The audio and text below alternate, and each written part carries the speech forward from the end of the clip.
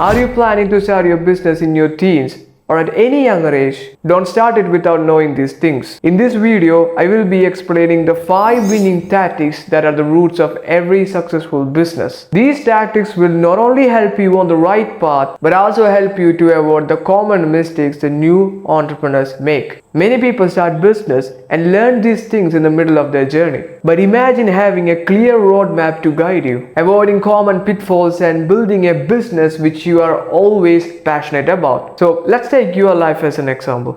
Before you buy something, what are all things that you will be looking for in that thing? Of course, its quality, its price, its availability, its reliability, is it worth that price? And also most of the times the reviews. Checking the review before buying something is a very good thing. Alright, these all things also apply to your customers when they are planning to buy something from your business, whether it's an e-commerce, an agency or anything. So when you start a business, then you become a producer and your customers, they become consumers. So what's the first thing in the 5 tactics that every business use to be successful? The number 1 is about creating and delivering something of value. Whether you buy a phone, whether you buy a car, whether you buy a TV, whether you buy a house, even when you watch a YouTube video. Why?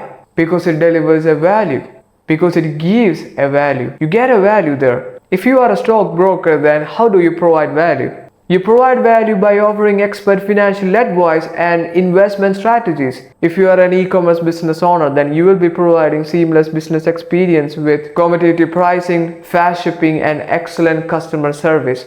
Or maybe if you are doing a haircut business, you will be providing value by delivering high quality personalized haircuts in a comfortable environment. So here is the point. When a customer buys a product from you or a service, it's because they think they will get some kind of value from that. They come because it provides value. They expect value. If you are not providing any value, then why should anyone buy anything from you? So the number 2 is about the other people's wants or their needs. So it's very important to understand that before you create something, you have to spend a lot of your time by doing market research. Like how many people are actually looking for it, like how many really wanted it, how much they are willing to pay for it. These all things are very much important. Because if nobody wants the thing that you are making, then you're actually wasting your time.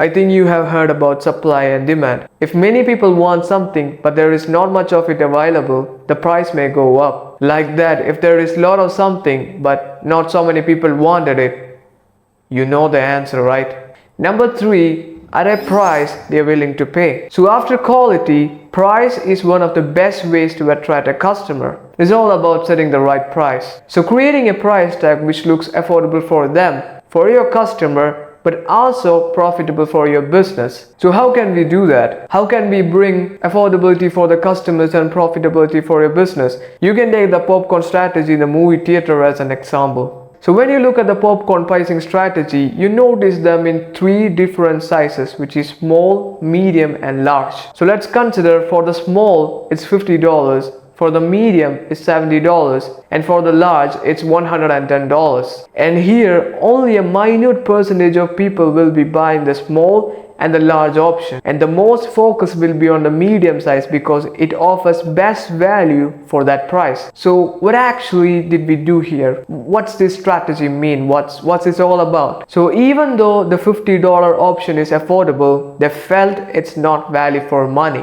And in the case of medium, they felt it's the best value for money when compared to large. So they are willing to pay for it. And this is called the decoy effect. The number 4 is about the customer satisfaction and expectation. So if you are buying a product or anything, what makes you satisfied? Have you ever thought about that? If you walk into a restaurant, you sit down and you order your favorite dish, and when the food arrives, it's not just good, it's amazing. The flavors are perfect, the presentation is beautiful, and the service is impeccable. And when you leave the restaurant, you will be thinking, I have to come back here one day. Why? Because you were satisfied. But what exactly made you feel that way? And that, ladies and gentlemen, is customer satisfaction. And that kind of satisfaction is something which you should bring to your customers. Number 5, profit. In 2013, in the New York City, 2 people started a coffee shop. One person loves to make coffee and also create a very good atmosphere to his customers. But he struggles with the financial side. But the other person not only loves making coffee, but also understands the importance of profit and is very good with the finance. And I know you know that whose business is gonna last longer. So the concept is very simple. It's about bringing in more money than you spend. If any business needs to survive, it needs profit. Otherwise, it cannot. So if you are creating, marketing, selling and delivering value, there is money flowing in and out of the business every day. And in order to keep it going, you must be bringing in sufficient revenue to justify all of the time and effort that goes into running the operation. So what you can do is you can either improve your financial knowledge. A basic financial knowledge for everyone is a must. Or you can hire an accountant or someone who is very good at the financial side.